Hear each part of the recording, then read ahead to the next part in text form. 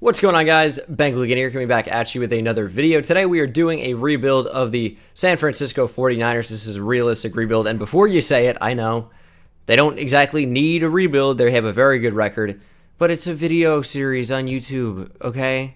So we're going to take the 49ers, and we're going to revamp the team a little bit, because every good team has holes for the most part.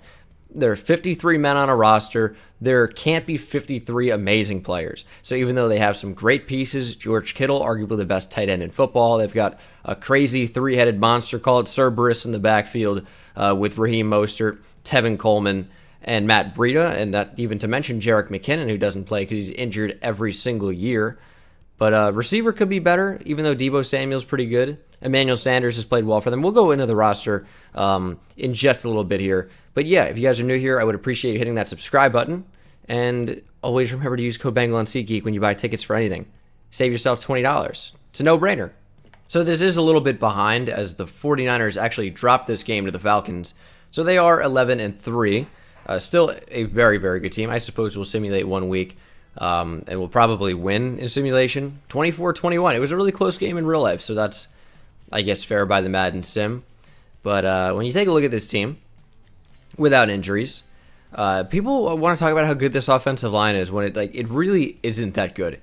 Because in my mock draft, I talked about how the 49ers probably should look to target offensive line, and it isn't so much about talent, because Joe Staley's a really good player, but he's also 35 years old.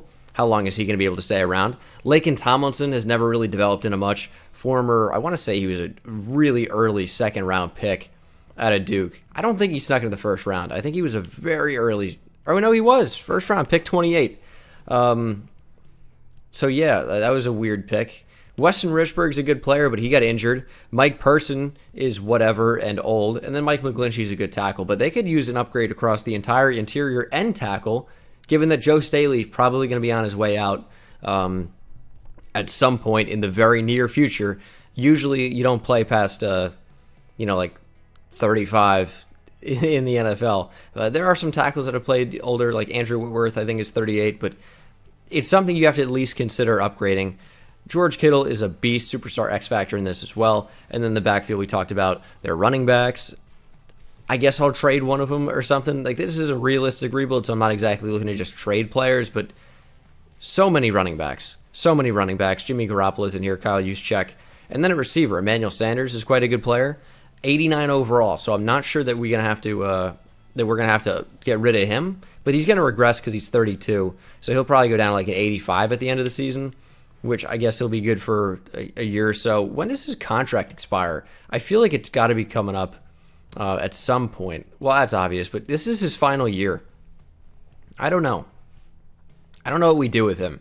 1 year deal maybe if he wants to do that. Marquise Goodwin, we need to upgrade. Dante Pettis is in here. Apparently not that good. I think he was a healthy scratch in some of these last couple games. Deebo Samuel's in here. Kendrick Bourne can't really catch.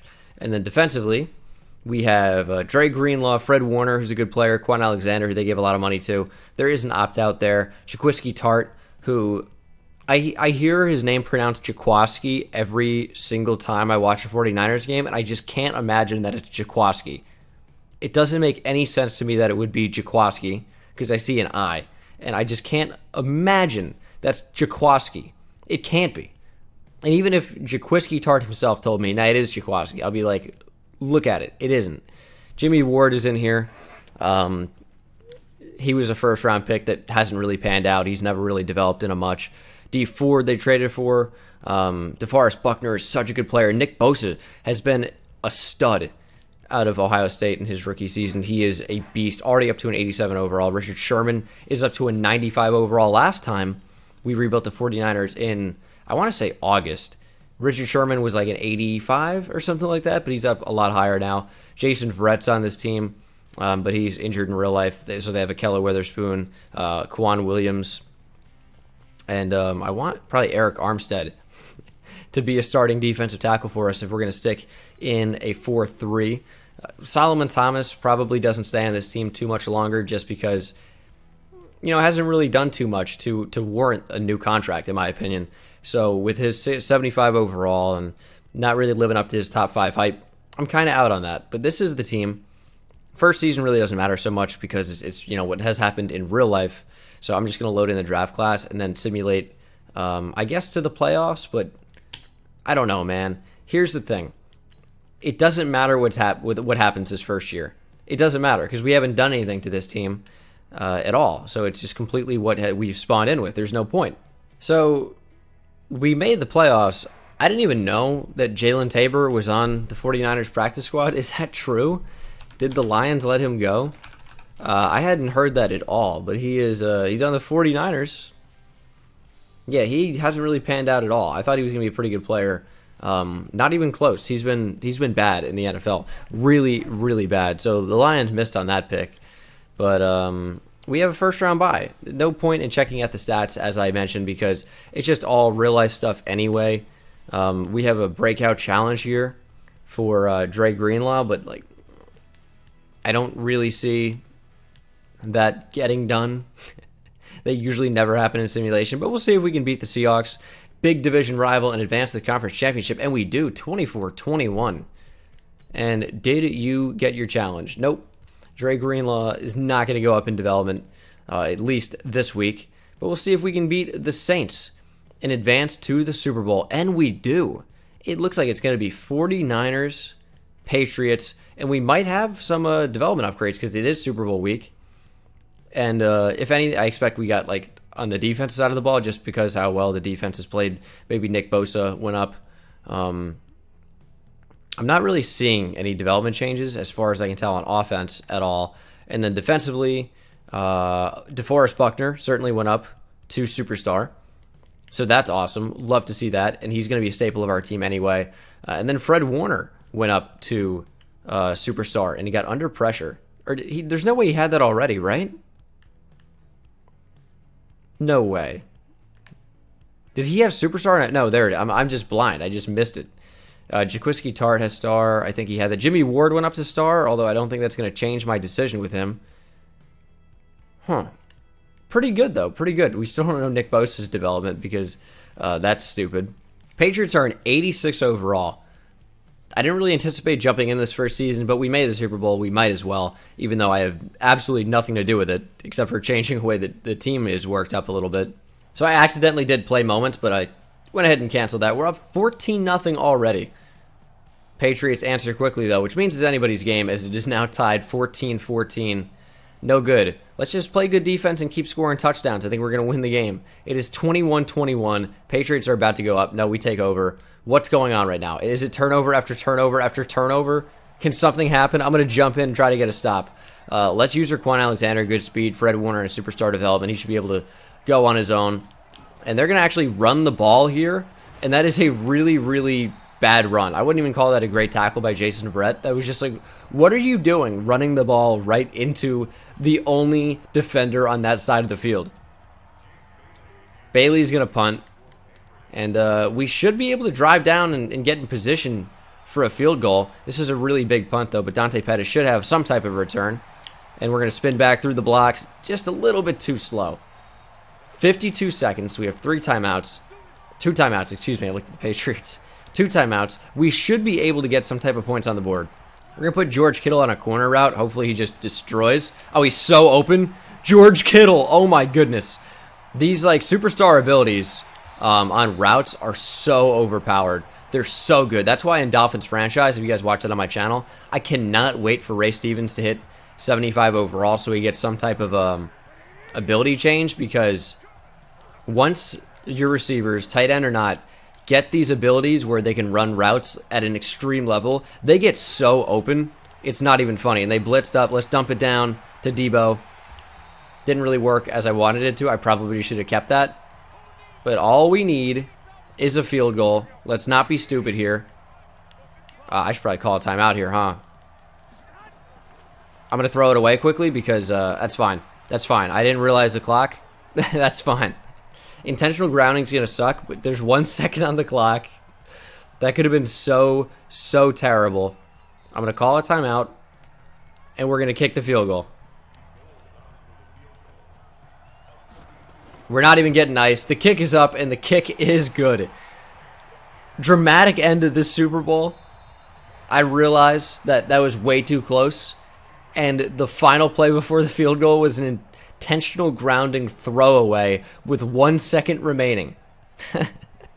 I realize that. Weird end here to season 1, but the 49ers are Super Bowl champions. I did nothing, but let's go ahead and hop into the offseason and see if we can start to build up some really good picks and players and free agency and things like that. Positions I want to improve are across the secondary, the offensive line, and receiver. Okay, so Emmanuel Sanders has actually regressed down to an 84. It's even worse than I thought it was. But he is also 32. So I guess that makes sense. I give him a 1-year deal. We don't have a lot of cap room. I can't bring back Emmanuel Sanders. So we got him for a Super Bowl, which is what the 49ers wanted. They wanted a rental. I can bring back Eric Armstead. He's a good player. He's actually not too expensive either. So we can extend him to a 5-year deal, get him till he's 31, and he's not interested in signing. I'm not bringing back Jimmy Ward or Jason Verrett or Kendrick Bourne or Ronald Blair, the former App State beast. Matt Breida. Matt Breida is someone I would like to bring back. I think he's the best running back on the team, honestly. I think he's better than Tevin Coleman. I know he's better than Raheem Mostert and Jerick McKinnon. Breida's a beast. We're going to re-sign him. And since we're not going to have money in free agency anyway, I'm going to franchise tag Eric Armstead. I know that's really, really expensive, but we were going to look for negative cap anyway. We're going to be in that situation. So I made a weird decision with franchise tagging him, but we're keeping him around for another season. We're not going to have money anyway. You're going to see we're negative 10 mil in the cap. We're going to look to free up some space, and I don't know exactly how we're going to do that just yet, but there will be some tough cuts, maybe some trades. You never know. And do we have a 5th-year option? We do. Solomon Thomas, absolutely not. He's not going to be a key building block down the road. There's no way. I'm out on Solomon Thomas completely. Okay, well, George Kittle is going to command a giant contract. He's still playing on his rookie deal, and he's getting paid nothing. He's going to be so expensive. So it's good we didn't try to bring back Emmanuel Sanders. What a really good, talented player George Kittle is. But what do we do about money here? Jimmy Garoppolo's contract's pretty big. Eric Armstead's playing on the franchise tag. D Ford, we can't really do anything with. Quan Alexander, we'll keep him around. He'll probably progress. Joe Staley is probably going to be the odd man out. He's down to an 83 overall. And now, I don't think it's realistic that the 49ers would look to trade Staley, so I'm not going to. Same thing with Richard Sherman. Solomon Thomas, I might just cut, man. We could trade him away, but he hasn't really been an impact player for the 49ers, and that's a big contract. We also just wait for that to expire. Weston Richburg is another contract I don't love. Jerick McKinnon, that could be a tough cut. We might do that. We might cut Jerick McKinnon. Just in these realistic rebuilds, I don't like just trading players instead. I think the cuts are necessary because what could happen in real life. Juszczyk, Jaquiski Tartt's in here, who's going to regress. Probably not a player end up re-signing, honestly. Laken Tomlinson, Marquise Goodwin. I feel like it'd be better to cut these players next year where the cap penalty is less, but we could just swallow it now if we're going to get rid of Marquise Goodwin, which that's eventually going to happen. Robbie Gould's contract I don't even like. Tevin Coleman, I don't even want. Kawan Williams, I certainly don't want. Kawan Williams is going to get cut for sure just because he's going into the final year of his deal. The penalty's only $800K. And you know what? I think I'm going to make the tough cuts now. I said we're going to do it the next year, but we're already negative in cap. We might as well just take the penalty. I'm going to cut Marquise Goodwin. I know that's going to be an unpopular decision. I love Marquise Goodwin, by the way. Big Texas Longhorns fan. He was an awesome player to watch while he was at Texas. But sorry, you don't work out into the future. And then Solomon Thomas, same deal. I will take the cap penalty just to clear up the space, and it's going to be a better long-term decision, even if it kind of stings a little bit now. Let's go ahead, hop into the draft, and see who we can take. 32 in the first round. Of course, Super Bowl champions, that's going to happen. Not a lot of mid-round picks for the 49ers. They don't have a second, third, or fourth, but we do have a first. As Anthony Jennings goes to the Patriots, who is available? The usual suspects. I think Shyheim Carter could be a good pick. Definitely don't want to go running back, as we have 70 on the team. We take Henry Ruggs all the time just because he's always available, and that's tempting. I think a cornerback could be the right move here. Maybe Christian Fulton. Maybe somebody else, somebody we haven't taken before. Bryce Hall, Jalen Johnson. I don't know. I think we're going to take Shyheim Carter here out of Alabama. He's a good player, fits a need for us. Number 22 in the class, we took him at 32, 75 overall, star or better development. I think this was the right pick. A versatile guy that can play corner, can play free safety, gives us a lot of different options. So I don't know what his role is going to be on this team just yet, but best player available sort of thing. And we'll simulate to round 5 now, where I guess maybe we'll take linemen or something, or I don't even know what's going to be available. There's usually not too much talent in the 5th round and beyond, at least in this class, I'll tell you that much. We'll go with a lineman for almost no reason here. Steven Gonzalez out of Penn State. He's pretty terrible. Only a 60 overall, 78 strength, 74 run block. Not much of a pass blocker. Not really a great pick there. I think I'll go receiver with our last pick of the 5th round, and this will probably be our last pick in general as the Eagles snag Gabriel Davis, and this will just be like a rotational guy. Tabori and Terry out of Florida State, why not? 64 overall, normal development. Another guy that I could see getting some draft hype, as he is such a big body, such a big athlete for the Seminoles. So if he has a good combine, who knows? He could move up quite a bit. His tape's pretty good. There are so many talented receivers in this class that it's going to be so interesting to see how it shapes up come April for the draft. I thought I'd cut Jerick McKinnon, but I guess not. We're going to cut him now. So, yeah, tough cuts, but it is what it is. Deebo Samuel's going to play a lot more this year. We'll have Jalen Hurd. That's fine. Offensive line, Joe Staley is on his way out. We didn't really do too much to upgrade the offensive line, but we didn't have a ton of picks and we had no money. So had to make those cuts for the future. Shyheim Carter is going to start at free safety because, no more Jimmy Ward. We have an upgrade point for Fred Warner that we're not going to spend right now. Let me just make sure all the specialists are where they should be. Jalen Hurd, I guess, can be our slot. Coleman, 3rd down running back. Matt Breida as a power back. That's funny. Nick Bosa, superstar X Factor. Did he start with that or did he get that? I don't know. Did he really have superstar X Factor to start the year? Interesting. I guess he did. Well, good for Nick Bosa. If any player deserved it, he did. Probably the best player in the draft last year. DeForest Buckner, D Ford, Fred Warner. Everyone is where they should be. So we are in a good spot. I'm going to use some Coach XP here. And I don't know why. I don't know if this is apparent to you guys. I feel like I'm off my game right now. I don't mean just like as a rebuilder. I mean like as a content creator. Like with this video, I feel like, I don't know. There's something just missing where I don't have it right now. Hopefully we turn it around over the course of this thing. I definitely don't want to bore you guys. I want to be a big source of entertainment. So maybe we'll bring up the energy level a little bit, start cracking some jokes, having a good time. We'll see. But I don't know. I don't even feel like I'm well-spoken right now. It's a bad thing. Maybe it's all mental. Maybe none of you have noticed, but I feel it, and it's no good. DeForest Buckner has a goal here.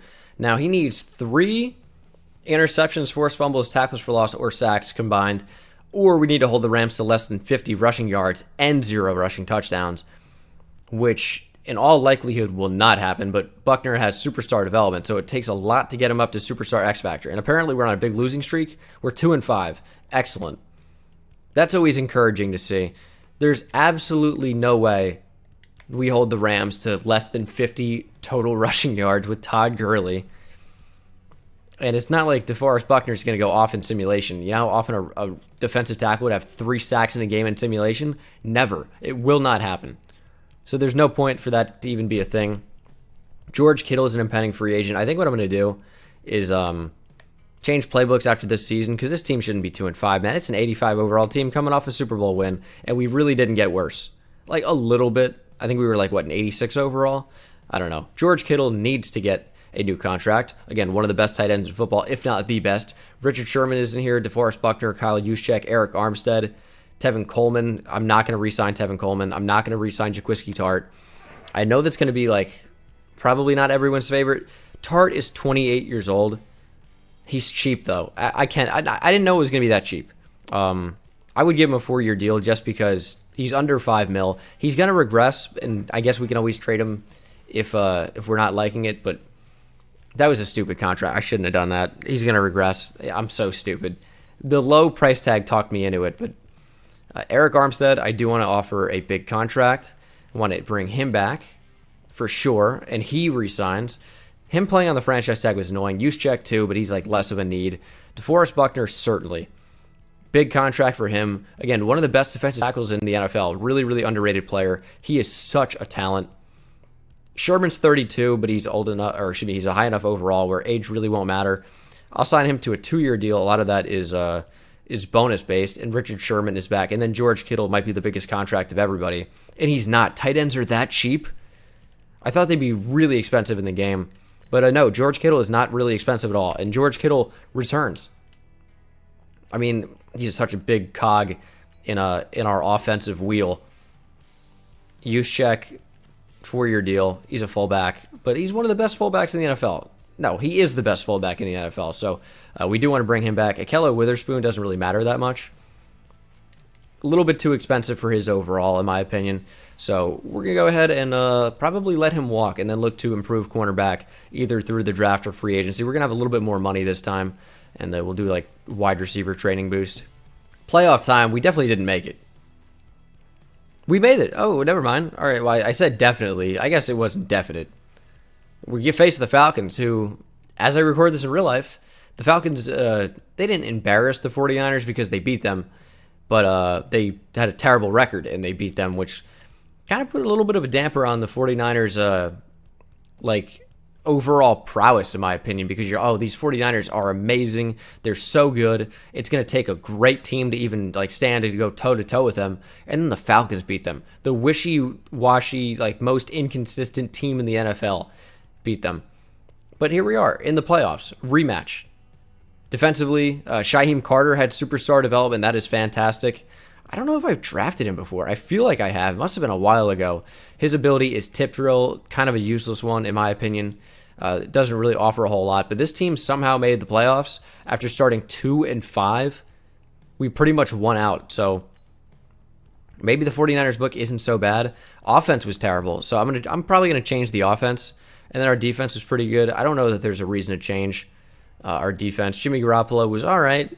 Rushing, Matt Breida had a really good season. He was a beast. Receiving, we have Dante Pettis had a pretty good season. George Kittle, those are good numbers for a tight end. Not what he put it up in real life, but still good nonetheless in simulation. Fred Warner had an awesome season. This is Defensive Player of the Year worthy for sure. 122 tackles, 3 tackles for loss, 4 sacks, 5 picks. That's got to be Defensive Player of the Year.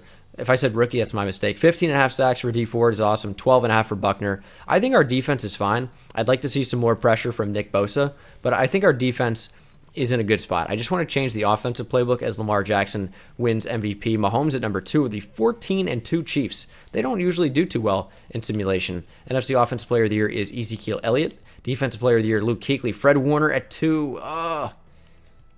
D Ford at 7. Quan Alexander at 9. What an amazing year to not win Defensive Player of the Year. Defensive Rookie of the Year, Jeffrey Okudah. Jeff Okudah went to the Minnesota Vikings. Interesting. Can we beat the Falcons in the wild card to advance to the divisional? No. 27-21. End up dropping it, and we will advance to the offseason. Should have a little bit more money this time. I know we just handed out a lot of big contracts, so maybe not. But we'll have a little bit. Tevin Coleman's here. I talked about not wanting to bring back Tevin Coleman just because we have so many running backs. It doesn't make sense to bring him back. Emmanuel Mosley, no. Ahkello Witherspoon. Well, what do you want, actually? A little bit too much, in my opinion. Yeah, a little bit too much. We have Ryan Fitzpatrick. Maybe that's the Fitz magic that made us make the playoffs, but no. We're here for free agency. Got 16.79 mil. Kenny Golladay is here. That's who's going to get all our money. That's the guy. Okay, here's the deal. I need a little bit more money to offer Kenny Golladay a big deal, and Raheem Mostert, who I know everyone loves in real life, and he's played well. He's a third running back, though, and here he's 29. He's a 75 overall, and I don't like his contract. We can save a lot of money by cutting him, so Raheem Mostert is gone. Now, our running backs have thinned out a lot. We only have Matt Breida left from the big 3 that they have in real life this year, but I'm the GM now. I'm running the show. We need more money for Kenny Golladay. All right, we got Kenny Golladay.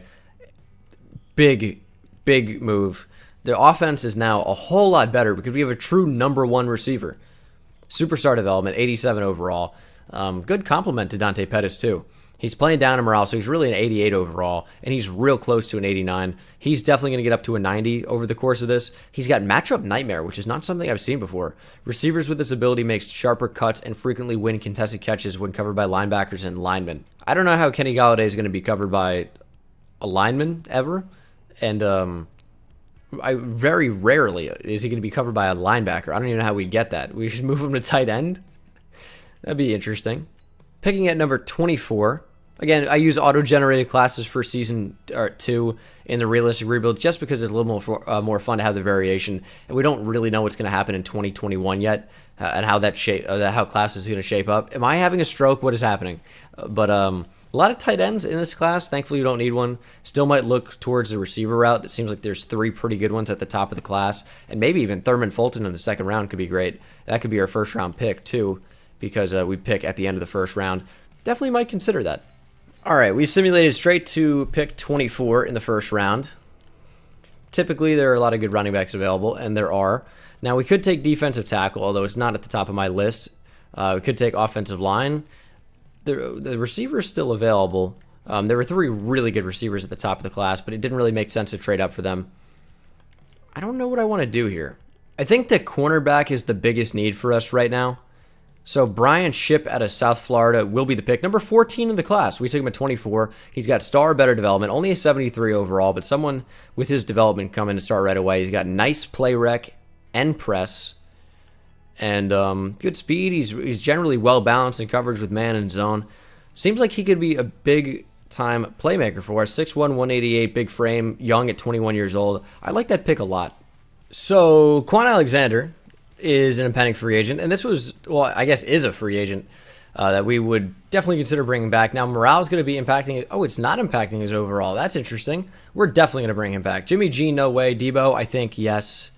Weston Richburg, no. Jalen Hurd, no.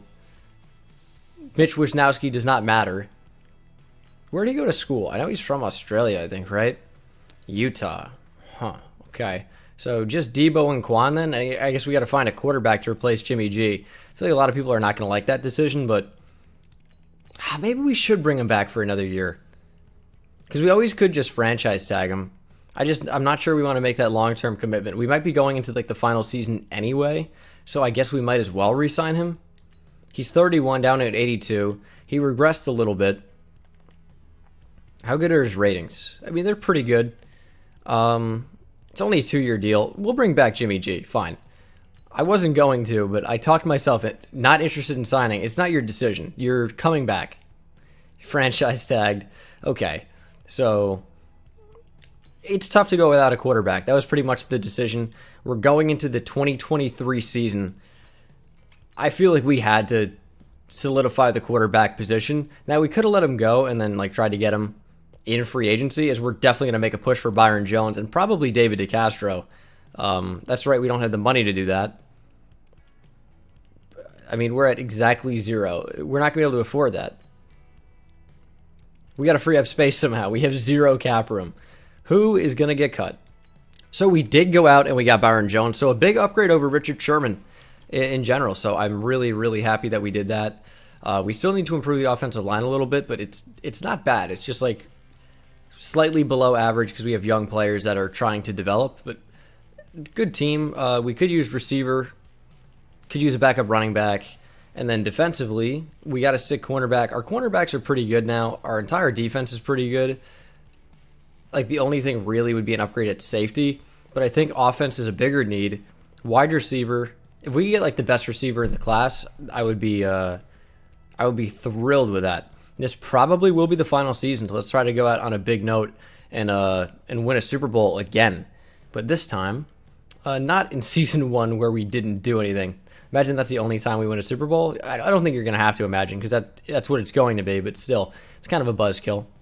Okay, trading a 1 this year, number 15 overall, 3 this year, and a 1 next year for number 5 overall. We're trading up 10 spots. I think it'll be worth it, though, because we're getting the best receiver in the class for sure in Rayshon Sherry out of Tennessee. And if you're a big fan of Dolphins franchise, you know that there's some good Tennessee receivers in the draft in the form of Ray Stevens. If you don't watch Dolphins franchise, you have no idea what I'm talking about. But Rayshon Sherry is normal development Why are there so many normal development players?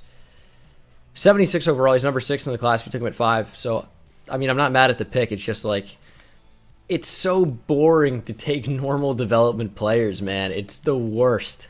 Trading my starting right guard in Simpson and a second-round pick to move up to number 22 where the Bears are picking so that I can take a different right guard, who I hope will be better than the one we just traded, as there goes a 76 overall defensive tackle to the Giants. Classic Giants, taking defensive tackle. And hopefully this guard is still on the board. There he is, Eric Franklin out of Auburn. Looks to be really, really good. Amazing abilities, pretty strong, pretty fast, good combine. He is a 76 overall, and guess what? Development, it's normal.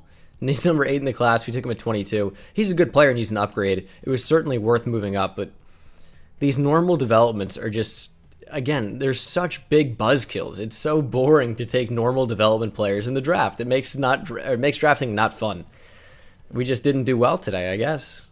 The fact that we drafted 2 top 10 players in this draft, and we got a number 3 overall player in the last draft, yet none of them were star development or better is such, I mean, it's killer. It was David Peralta?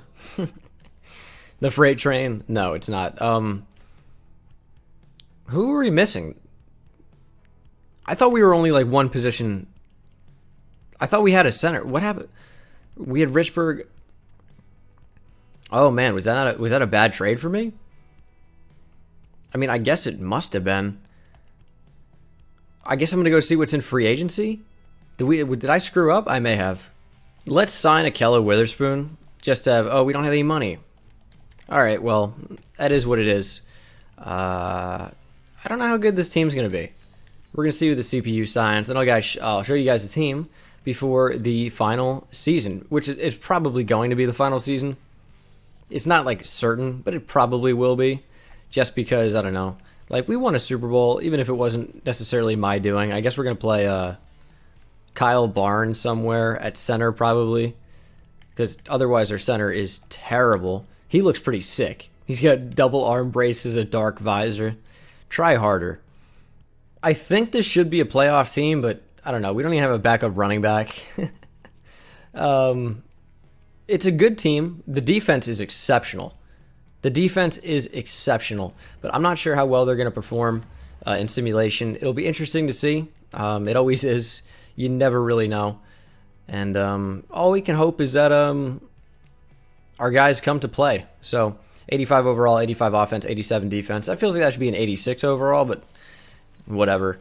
We'll sim to the midseason mark and set ourselves up for disappointment. I don't think we're going to be anything special, because even though we're definitely one of the better overalls in the league, teams just don't do well in simulation usually. 4-3, maybe. Maybe we'll be good enough. Who knows? We did not make the playoffs. I think a great note to end on, finishing 7-9. Oh my goodness. How is our offense still so bad? This game frustrates the absolute hell out of me. There's no other way around it. And this is by far, this is far from the best team I've ever built. I will give you that. It is far from the best team ever. But at the end of the day, this is an 87 overall team, 87 offense, 89 defense, and we still couldn't win more than 7 games with what has to be the best defense in the NFL. Todman is up to star development. We've got crazy developments all over the place. This is a really fun team, just because of how many superstar X factors we have and just players getting upgraded all over the place. But just super disappointing that this team couldn't accomplish more. Maybe you could attribute it to lack of depth, but I would challenge that they don't play in simulation anyway. So it is what it is. That's going to do it for me, guys. Thank you so much for watching. I hope you enjoyed, and I will see you in the next one. Take it easy.